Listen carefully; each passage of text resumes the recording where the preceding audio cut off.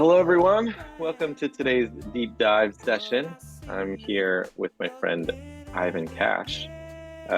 Really excited to jump into a deep conversation about creativity and work and career stuff and all kinds of fun stuff. Ivan and I met a little over 10 years ago. He came and spoke at an ad agency I worked at. If you don't know Ivan, he's an award-winning artist, filmmaker, creative director. His work celebrates things like human spirits and explores the theme of connection and belonging. Uh, you'll get to know him a little bit more.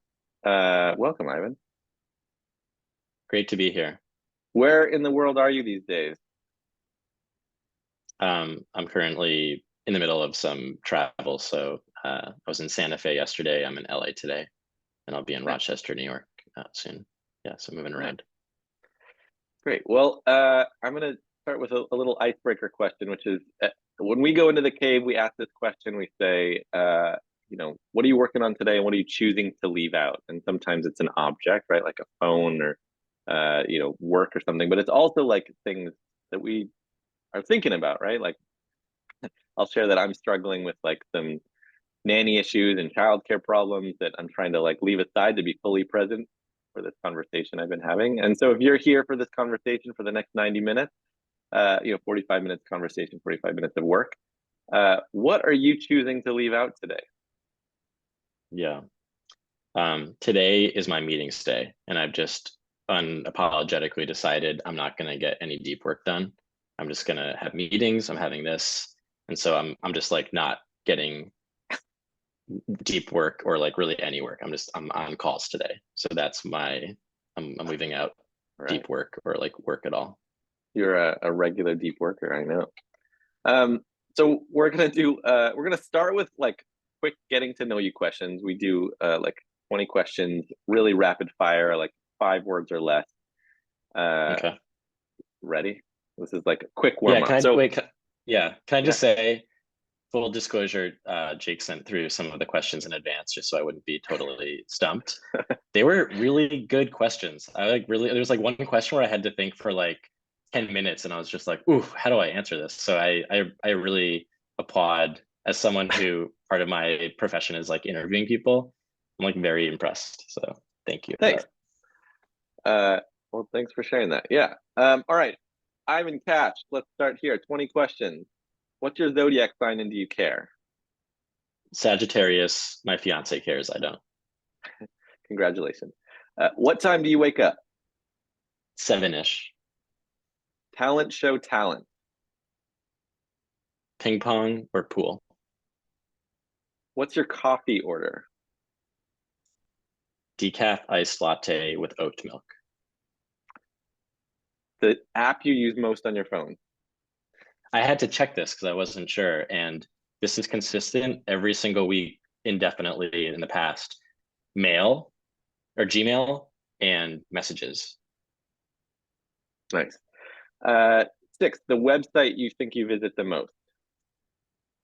NBA news, which is You're a basketball Knicks for those fan? that don't. Yeah. Yeah. What's one habit you've kept for at least 5 years? Running. Weekly, daily? Multiple times per week. I'd say at least 3 times a week, sometimes more. Ivan, do you have a controversial opinion about food? Yeah. I'm really bullish on bubble tea, and I think that the future will be us consuming bubble tea as a form of all of our caloric intake. I love it. Last flight, where and when? Where'd you go and when? Yeah. Yeah. A couple days ago, I was in DC, flew to Santa Fe. Now I'm in LA. Uh, what do you think is an underrated part of getting older? Friends in high places. Nice. What was your first paying job? I worked as a busboy for many years at the Raccoon Saloon. And your worst job? Could be the same. No, that was a good job. I worked at a factory over one summer, and it was the worst because it was so monotonous and just it had no stimulation, and so it was just like Yeah, it was Yeah, hard. I know. I worked at a library in high school. Same thing. What non-work thing do you put in your calendar every day or week that you just love? Date night once a week. What distracts you the most? Um, Man, I took notes here and I can't remember what I said. What do I say for distracting? Oh, Your own brain. I said self-doubt, fear, anxiety, my own brain. Yeah. 15. What's a hobby that you love doing but you wouldn't want to ever get paid for it? I've done a couple of things here. I mean, one thing that I enjoy doing, I don't do this all the time, but it's something that I've done a lot of, is I'll take photos of friends, and I've like gotten into a habit of taking nude photos of friends, like if they're pregnant or something. And that's not something that I'd ever want to do for money, but it's like a really sweet Mm, thing to do for friends. yeah. 16. What are you currently reading in Kindle, paper, or audio? Okay, I just finished a book by Michael Singer called The Surrender Experiment. Do you know that book? I don't. Um, Two people recommended it to me on the same day, and I was like, all right, I've got to read it, and I'm obsessed. And Hmm, now I'm reading his new book that I just started called The Untethered Soul, or An Untethered Soul. But I've Surrender read that one. Experiment, okay, Surrender Experiment blew my mind. Okay. We'll put it in the show notes. Uh, Cool. where are we? 17. One thing you started doing recently that you wish you had started earlier. This was the one that I had to really think about, because I feel like I've got my habits and my flow, and I've had it for a while. But the thing I came up with was assume good intention. That's something that Hmm, is newer for me, and it's really freaking important. yeah. You have a trend that you're aware of, but you have no desire to get into. Take a guess. TikTok. AI. Oh, Yeah, yeah, TikTok, AI, NFTs. Yeah. sure. Uh, almost done. What's one thing you're stressed about now that won't matter in a year? Wedding planning. One thing you're looking forward to this weekend. Reuniting with my sweetie and our dog. Amazing. All right, we're warmed up. Welcome everyone. Thank you, Ivan Cash. Uh, what we're here to do is understand you a little bit better, learn from you and your wisdom. This deep dive series is something we've done for about 2 years, getting to know people that we're inspired by, and you've made the list. So thanks for being here with us. We're going to do 45 minutes of talk and 45 minutes of sprinting.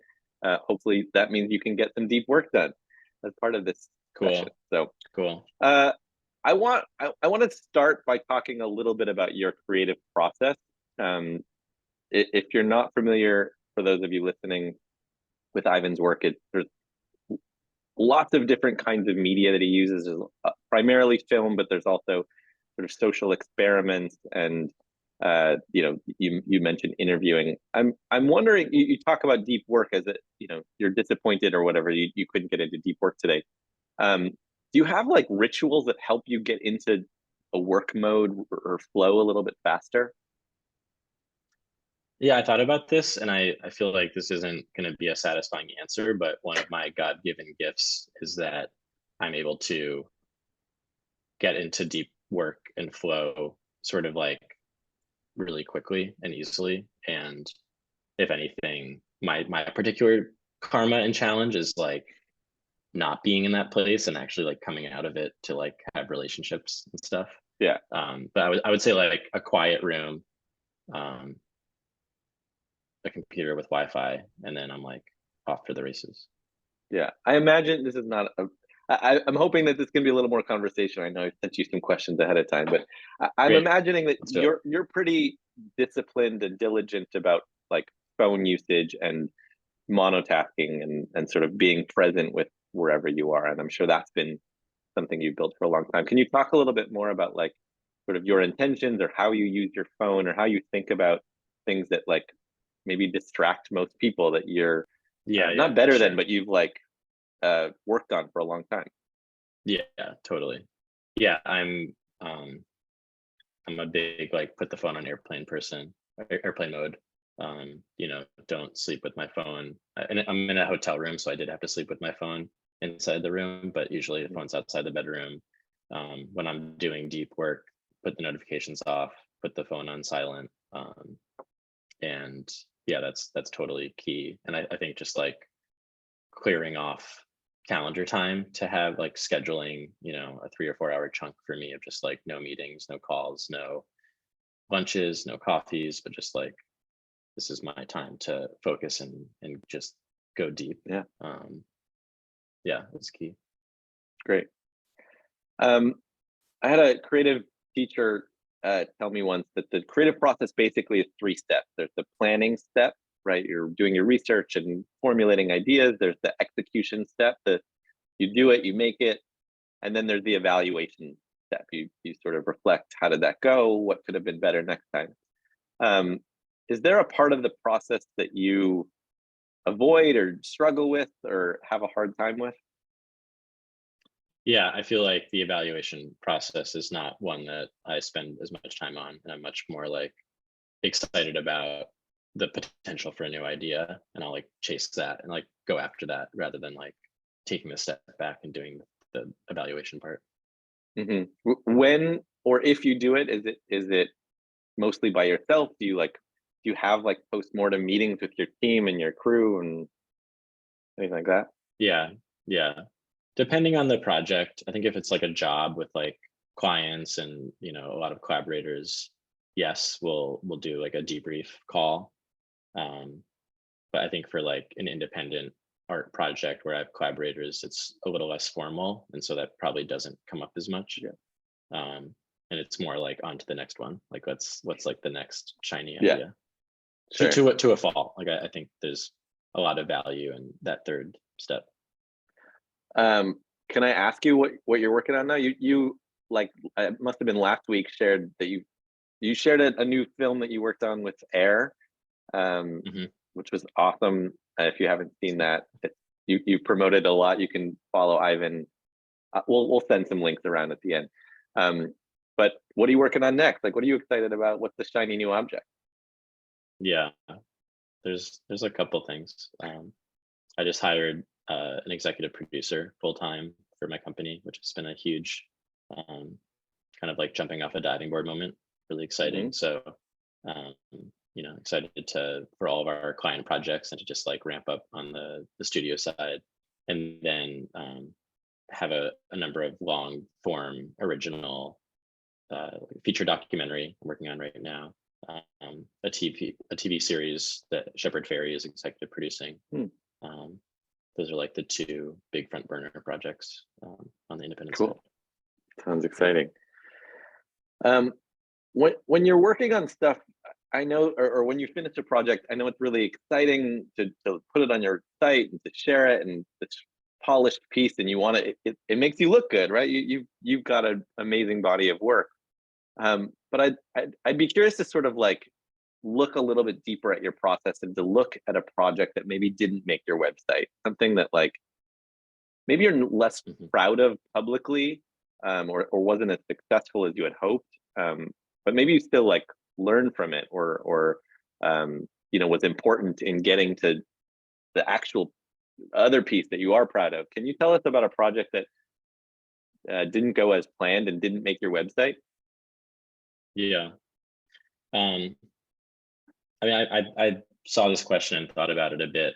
I feel like I've learned a couple of things that have helped mitigate that, where like, 10 years ago, there was a project I did that was like a collaboration that I like wasn't really proud of and isn't in my website. But I feel like I've gotten really good actually at like mitigating projects going off the rails.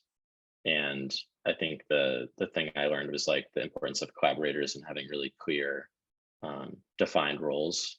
And yeah, I'd say like projects either don't come to fruition and then it's kind of like they don't make the portfolio or the website. But I think any project that I'm seeing through fruition now is making the website, if that makes sense.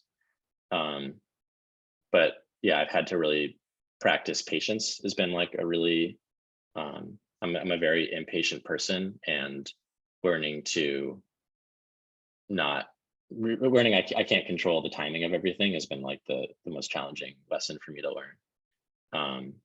And yeah, I think for like the random project that comes to mind from my time in Amsterdam when I was there, was just like a project that I wasn't that excited about, and I like put in the time, but it just like wasn't.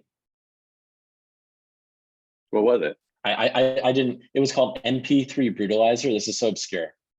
It was you could take an embarrassing song track and submit it to this site, and it would change the track to something like really like death metal hardcore, so you could like hide your embarrassing tracks. It was like a really like Philly thing, and it was like someone reached out to me and was like, hey, do you want to work on this? And it seemed fun.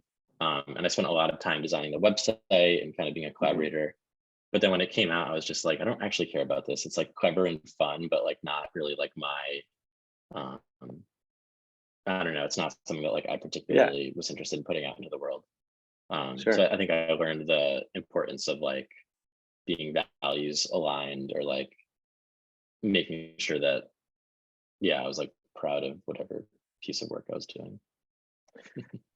It makes a lot of sense. I think it related, like in my career, as I move on, I sort of realize the value not only of my time, but like of what I can bring to a project. And it seems like you're sort of saying the same thing, that like the further along you get and the more projects you do, you sort of realize like, oh, I know how to execute better. I know I'm not good at that thing. I know that this is not in line or is in line, moves faster or dies. So I get that. Yeah. And just to like say, there's a couple of projects that like I'm happy with the end product, but getting there was a real challenge. And I think the like clarity of roles piece with collaborators is really, I can't like understate that. So like I like co-directed a couple of films a few years ago, and those are like both were with like co-directing with friends, people Hmm. who I'm still friends with. And yet the process of getting there and doing it was so challenging, because ultimately it was like too many cooks in the kitchen, like just too many voices with the same objective. And I'm a real big believer now in just like finding the right people for a role, and not having too many people trying to do the same thing, because then that can be um, things can move slowly, or just there's more friction in my experience. Can we jump to talking about partnerships and collaboration? Like, how do Yeah. you find collaborators? I love that you shared the timeline with you and the Air co-founder. I think it was on LinkedIn. It was like um, for those that Ivan just finished this film for a brand called Air, and it started with a DM on LinkedIn, right? So Yeah, um, the you CEO DM'd me. yeah, so he shared that, or sorry, I'll speak directly to you now, Ivan. Like, you shared that it started with a DM, and basically like 6 weeks later or something, you started Yeah, collaborating. yeah, the CEO did this post. I think I like commented or reposted it, but he had DM'd me. We had like a quick back and forth. Ended up having a phone call. Just like he seemed interesting, Hmm. no real agenda, and then it ended up being a number of months later. Okay, Someone from his team reached out for a project, and then it was 6 weeks from that call to the final piece, I think. so there was no intention necessarily with this initial conversation. I'm curious how you approach the balance between like meeting someone you think might be interesting, reaching out because you want to send a compliment, versus like strategizing. There's like a strategy piece, and then there's like a, my time is limited, I need to get my work done. How do you think about like finding collaborators and doing that kind of Yeah. balance? I mean, yeah, as a business owner, part of my time is always just going to be sales. And sales is something that I think is like, to me, it can be a dirty word of like, oh man, I need to like go like sell myself or sell my company. But when I like shift that to like relationship building, I'm like, oh yeah, I love people, I love relationships. And so, I think it's a balance of like wearing different hats, but my style of, looking for clients, which I'd say there's like clients are like a form of collaborator. There's also like collaborators on art projects that I work on that are kind of Okay. a different realm. But yeah, I mean, it's like I was happy to speak to Shane of Air because he was the CEO of this large company, and so it was like yes, I'll chat with you. Um, but I wasn't like our catch up was truly just like meeting two people and like there's no agenda. Mhm. So I think there's like a vibe. I think with everyone, it's like when you're gonna potentially collaborate with someone, whether you're working for them or whether you're hiring someone, it's like, how do I feel in my body when I'm talking to this person? Or like, do they make me laugh? Or are they someone I want to get to know more? Or do I feel in my body a full like tightness and they're actually talking at me the entire time and I can't even get a Yeah. word in. And that's maybe not an ideal collaborator. It's interesting you say that. We have a weekly cave dweller meetup, like just a social gathering, not deep work. And last week's topic was around how do you know when there's chemistry with somebody? And there's just like a lot of interesting insight that you're sharing here about like knowing in your body, like getting a sense of, um, you know, is there a hidden agenda, or is this just like genuine play and fun and interesting, and we both see each other as equals? There's I don't know. I think that's a fascinating question to think about. Like when you're approaching a meeting, how do you know if there's chemistry? Like what are the actual? I know you feel it, but then like how would you articulate it? So I think you've done a nice job of sort of sharing it. It's in your body. It's sort of in the direction of the conversation. One other thing I'll add, because I'm very passionate, and when I'm meeting someone that I'm excited to connect with, um, I yeah, there's a balance between being like really excited and then my fiance Carla, who was a professional fundraiser for a number of years, and so like all about building relationships and connections, Mm-hmm. um, talks about not being too thirsty and not wanting something so badly that um, that's kind of what leads is like that desire and kind of another way to say it is like being kind of playing it cool a little bit and sort of like Yeah. not showing all your cards and knowing like or at least waiting for there to be reciprocity where it's like, oh, like you want to do this too, cool, like I want to do this, and but I do think that there's a lot of value in sort of like reacting to someone else's energy and matching it or sort of seeing. Yeah, I don't know, I think about that a lot now, of like how to not be too thirsty yet still be really passionate and excited. Maybe Mm-hmm. that's too abstract, but that's something that has been helpful for me. Do you have a mantra or like a thing that you think about to as you've interviewed a lot of people, part of you're working on this documentary, you're saying it's full feature length, like there's going to be moments of needing to match someone energy, match someone's energy. Do you have a way to approach that that's worked for you? Yeah, it's a little ironic to be interviewed and say this because I'm not doing this as much, but making space, just like shutting up for, I mean, it's like active listening, like not having an agenda with how to respond and just actually creating the space. And sometimes it can be uncomfortable to not, we're so used to in conversation immediately replying back. Yeah. But I think that's a way I disarm people I'm interviewing, or like if I'm meeting, is just not trying to fill in the space and Yeah. letting there be little moments of pause. I'm trying to match that. Hey, I see what you're doing. I see what you're doing. And what, I'll just add, I had a first call with a potential client that was like really excited to meet with earlier today, and I totally in the middle of presenting our work had a moment of like freeze, and I was like had a really hard time recovering, and so I want to like humanize, like I'm generally pretty damn good at presenting and chatting with people, and there are moments where I mess up, and it was like uncomfortable, and I had to be like, sorry, I'm gonna pour myself some water. I'm having a dry throat moment, but it was like full panic inside, and Yeah. yeah, that I'm not immune from that. That it's very relatable. I think in some ways we've all been there, and so it's nice to hear the human side of that. Um, I have a lot of questions. I'm trying to navigate which direction I want to go. Um, Sure.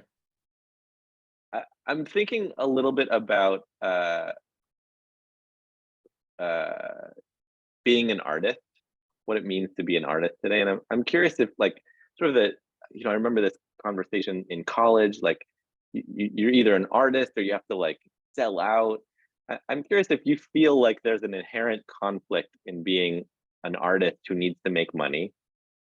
Like you got to work with brands, and you probably have work that you want to make personally.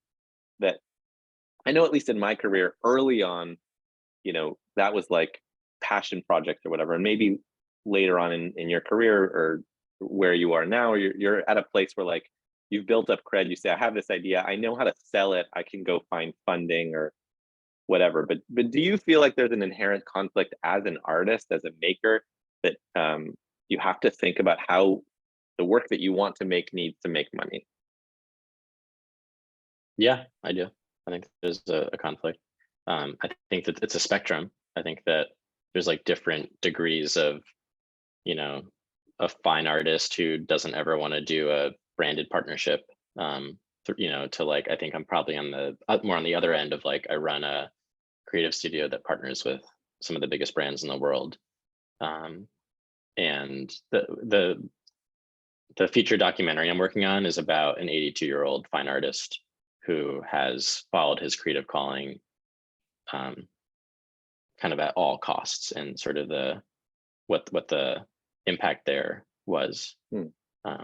And yeah, he happens to be my father, so it's like a very like personal story. But yeah, this is something I spend a lot of time thinking about. I could like, Yeah. I'm the like most ambitious project I've done to date is about this subject, so I have lots of thoughts on the matter. um do you feel like it blocks your work, like you um have to think a little bit more, this isn't, I don't like this word, but like responsibly, especially as you're thinking about starting a family or sharing a life with someone? Yeah, totally. Yeah, I think so. And I think for me, I can't speak for anyone else, and I think different people have different callings and senses of purpose and what they want to do with their, one short life. But I definitely feel a responsibility of like, I'm here to make art and to um, help in some way change the way people see, feel, think about life. And so part of that calling is going to be doing these independent projects. Um, and I look at the client work and the brand work as an ecosystem where Mhm. that kind of allows me to, like the feature documentary, I'm currently fundraising, but up until now, it's self-funded, and it's like been not a small amount of resources that have gone towards that, not to mention time. Yeah. And the brand work has allowed me to have those resources to give it to, the project. So I see it as very cyclical, and a lot of times the independent art projects I do capture the interest of the clients. So to me, it's, yeah, I think it's an ever-changing equation. And Mhm. if I'm doing nonstop brand collabs for 6 months, I'll need to recalibrate. And if I'm doing nonstop independent art projects for 6 months, I need to refill the coffers. So Yeah. to me, it's a dance. It's a dance. And I think I'm at my best when I'm not trying to like dismantle capitalism on my own. It's like it's Yeah. here. We live in that system. So I can like question it and critique it while also attempting to live gracefully within it. Yeah. I've read that there's a great quote that like the best way to change the river is when you're standing in it, than leaving and trying to do something with it. So I think you're saying that. I like this idea of like personal identity and being an artist. And I think to a lot of pessimists out there, like the world is in a really bad place. Like there's a lot that we could point to and say that like things are falling apart in every place that you can look at. And um, I couldn't find the source of this quote, but I read somewhere that like the art is the light in the darkness. The art shows what's possible. That art shows what the way that the world that we want to live in and what could be.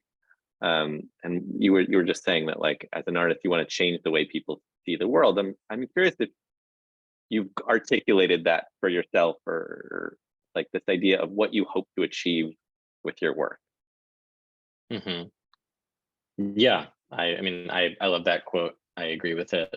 I think art helps transcend. It kind of goes beyond rational thought. I think it has like a spiritual quality, and it's something that like it's a feeling. It's like we can all think about a work that's inspired us, where Mm-hmm. we were brought to tears, or laughter, or something that broke through the everyday. And yeah, that I'm as an artist, I'm looking to do that, and I think it can be as simple as just like make work that has resonance to people. I think that's like a really simple ambition, and one that is really powerful. um, and I've written like mission statements for my studio that Sure. are more lofty and ambitious, that I'm a little bashful to share right now, but that's I I look forward to something it. around like you will or you won't. I won't. I'm curious to like get a sense of it. You won't have to read anything, but I do want to know. Uh-huh. Like, it seems to be around connection and bringing out Yeah, humanity in yeah. people. And It's something around like reigniting humanity for humans, something like that. And it's like, I also think that words can only go so far, at least within my medium. I don't feel like I enjoy writing, but that's not my like chosen medium. And so to me, it's all about a feeling. It's like, I think for some people, it's like the feeling of watching a sunset, or yeah, just kind of that feeling of connection. do you have artists and other, I'll just call them artists, makers and creators and creative types, that you believe are doing the work that you want to be doing also? Like, do you look up to artists right now? Could you share a few so that we can start to Uh-huh. expand our awareness of this kind of amazing work? Sure. I feel like you're combining two of the questions that you had, because one of Jake's questions that he Yeah. sent in the preview was like, whose careers are you trying to emulate? I thought that was a really interesting question, because I feel like I've spent a lot of time playing that game and like being like, oh, well, like this person and that person. And it's something that I've like really actively tried not to do more recently, and kind of like encourage myself to choose my own path. And so there are certainly people that inspire me. And my personal work is like in not allowing myself to be inspired without needing to like do their path. Hmm. And like two people that come to mind right now. One is an artist named Emily Baltz. Um, she's an experiential artist that does a lot of work around the senses. And I saw her talk a couple years ago in Toronto, and I'm like such a fan of both her work and the way she thinks and sees the world. Really recommend, if you like Google her name. It's Emily IE at the end, Baltz, Baltz. She's got a bunch of talks online of her work that are just like phenomenal. Um, and a good friend of mine, oh nice, thanks Jake, is a choreographer named Jacob Jonas, and he's someone that I've collaborated with a bunch. And he's like really remarkable in his choreography work. And yeah, I love being inspired by different mediums. I want, so I want to go into that second question, or the you I mush them together. You This idea about careers, like allowing yourself to be Yeah. inspired without necessarily replicating it. I feel like I'm not good at that. I feel like I'll read like Steve Martin's autobiography and be like, oh my God, I should be in stand-up comedy. I should do it the way that he did. And just like, sort of duplicate it and use his path as a blueprint. And that's sort of a stretch How's that example. working for you? How's that working for you? You should come to my Monday morning caves. I tell jokes every Monday, but they're not very good, sort of on purpose. it's not working. It's a good challenging statement. But I do look at, 2 years ago, what we had, Tina Roth Eisenberg from Creative Mornings. I interviewed her, and it's like she's someone on my list, and I'm like, oh, this is what she's doing, and she's got kids, and she lives in Brooklyn, and she's got lots of different projects, and I, I don't know, you say like be inspired without like just duplicating Mhm. or imitating. Um, it's great advice. I don't know how to necessarily take it. I'm wondering if you've learned something that you like Sure. self-confidence, Yeah, or yeah, yeah. just like how can you do that better than I can? Yeah. I don't know if I can. It's something I struggle with, but I think the fallacy of it has been brought to my attention really poignantly. But I'll say I just had lunch with Tina and was Hmm. picking her brain, and like she was the one who really was like, she was the one of the two people that recommended that book, and she was someone that really recommended patience in terms of like these long-term ambitious projects. So I totally admire her, and Hmm. she's definitely one of those Yeah. people for me as well, that whose career I'm like inspired by. Um, One of my favorite artists for a long time is this visual art, like multimedia artist, Jonathan Harris. Hmm. Um, I'm a big fan of and this. Yeah. cool. Yeah. So he was like one of the people whose work I followed and was like, cool, I'm gonna like follow his footsteps career wise. And Hmm. then maybe 5 years ago, he like stopped making work and totally like left the scene and Uh-huh. He's is in like, Vermont now or something, like doing woodworking, and yeah. yeah, between Vermont and Santa Fe. We just saw him in Santa Fe. Hmm. Um, and so he like his like career has like shifted so drastically that it just became like clear as like one of the like people I was like whose careers I was referencing, of like, oh, that's like I've like followed him this far, and suddenly it's like, or like another, I have another friend who like went from like being this prolific artist to working in politics, and I think those were like just like really clear signs for me of like, oh, if you follow someone else's career when they like take a turn, like what if it's not your turn? I'm talking turn in terms of like a 90 Yeah. Yeah. degree.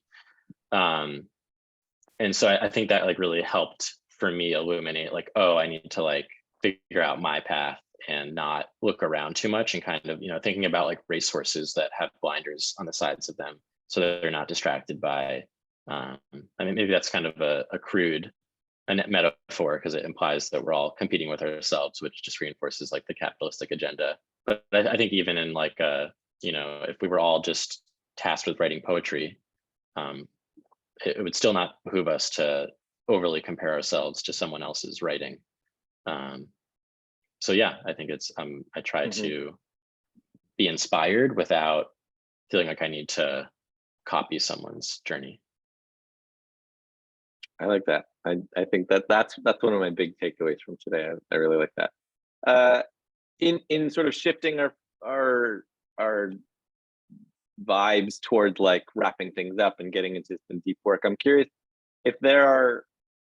I've felt I've had this idea around sustained inquiry driving creative work. That like you sit with a question, and it's not like a question that can be answered today, but this is something that we've dealt with in like some of our annual planning workshops. It's like, what's the question you're sitting with that you want to like allow to guide you? I'm curious if you've got a question, a few questions that you're like sitting with and thinking through that are helping to drive your work and maybe even your career. Hmm.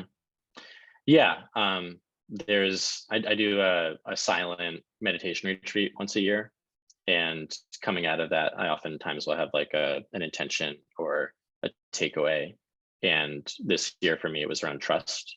And I'm someone that I have no shortage of effort, and I've achieved a degree of success through like just like blood, sweat, and tears. And it's not sustainable. Hmm. News alert.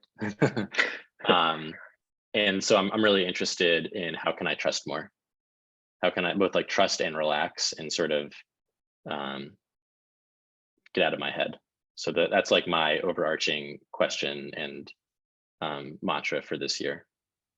Do you see that as like trusting other people, trusting the process, trusting that the universe has your back, or however you want to, All three, specifically like the sticky note that I wrote on my mirror at home is trust the process, which can be interpreted in different ways. It could be like the creative process, it could be like just the unfolding of life, it could be but yeah, that I'm like very intrigued about that. And I'm like, I'm a pretty I'm someone that questions things a lot, and I don't just like, if you like feed me something with a spoon, I'm gonna like push it away.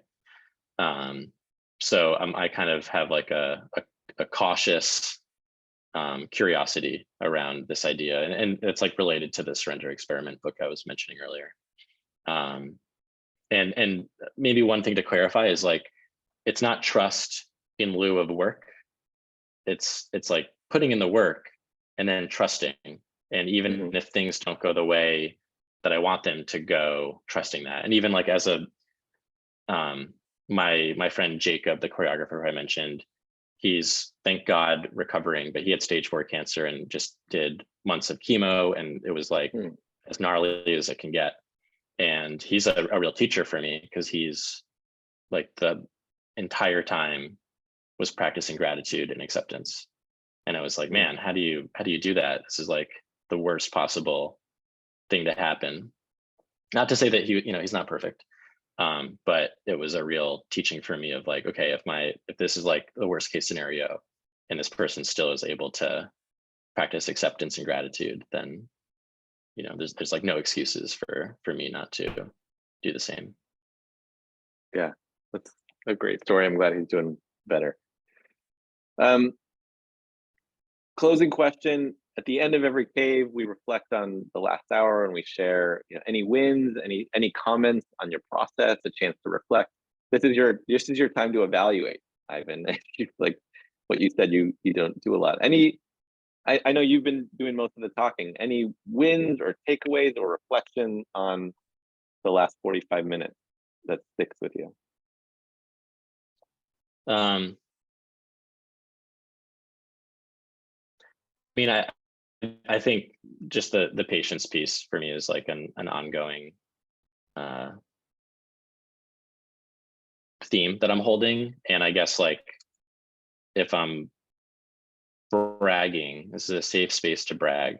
I mean, this isn't related to like explicitly what we've spoken about, but I've had some real tailwind come in through a couple of projects I've been working on for like years.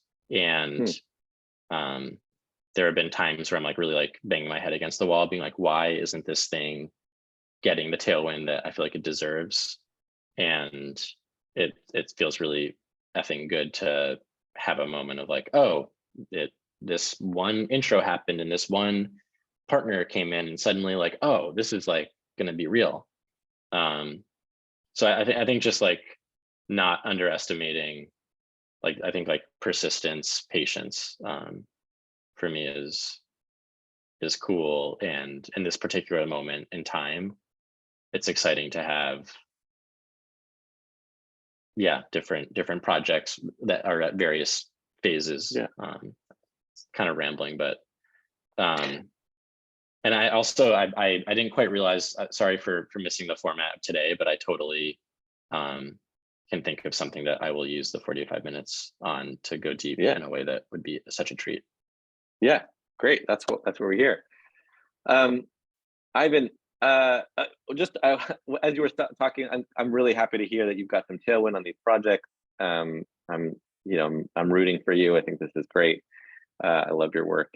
I just wanted to share, my co-founder Jeremy has this thing that he does sometimes where he reflects on what he calls chains of serendipity.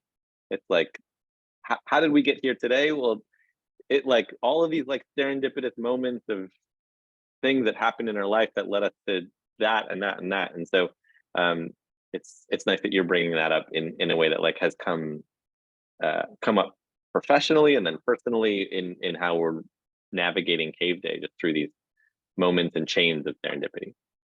I love that. Ivan, can you let us know the best ways to learn more about you and follow you and find your work? Yes. The best way is probably to go to my website and sign up for an email newsletter. It's ivan.cash.